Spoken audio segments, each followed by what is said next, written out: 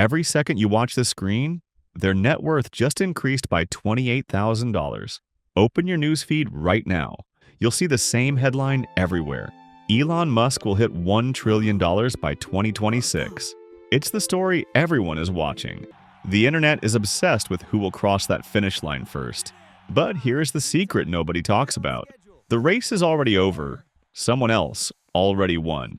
While the world argues about Musk's stock price, there is a family hiding in plain sight that beat him to the trillion-dollar mark years ago, and they didn't need to build electric cars to do it.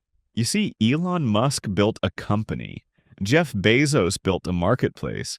The House of Saud built a kingdom over the single most valuable liquid on Earth. What if the richest people on Earth don't have a net worth because they are the country? Today, we aren't looking at a billionaire. We are looking at the trillion-dollar dynasty that treats the global economy like its own personal ATM. To understand $1 trillion, you have to understand zero. Less than a century ago, the Saud family were desert warriors. Their wealth was measured in camels and water. Until 1938, when they punched a hole in the sand and found the largest source of petroleum the world had ever seen. Overnight, the definition of power shifted.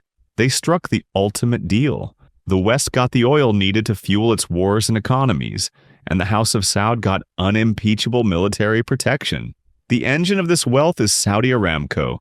It is the most profitable company in human history. When Apple has a record-breaking year, they profit around $100 billion. Cute.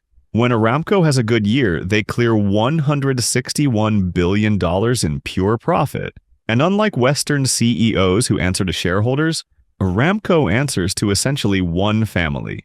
Roughly 15,000 royals share the spoils, but the real power, the trillion-dollar control, sits at the absolute top of the pyramid. They didn't just win the lottery, they own the casino. So what does trillionaire lifestyle creep look like? When you have infinite money, you don't buy things. You buy history. Item number 1. The most expensive painting ever sold.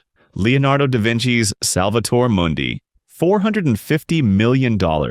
For a painting that some experts doubt is even a real Da Vinci. Where is it now? Allegedly sitting on the Crown Prince's yacht. Speaking of the yacht, this is the Serene. It cost $500 million. It has a submarine garage, an underwater viewing room, and 2 helipads, in case you and your friend both need to land your choppers at the exact same time. Bezos' boat is bigger now, but he had to sell Amazon stock to buy it. The Saudis bought theirs with the loose change found in the couch cushions of the oil ministry. But you need a crash pad. So MBS bought the Chateau Louis XIV in France for $300 million. It is billed as the world's most expensive home.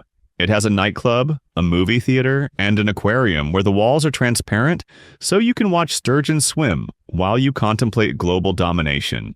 We're talking about a family that books entire 5-star hotels just for their luggage. This isn't lifestyle. This is a god complex financed by fossil fuels. But toys get boring.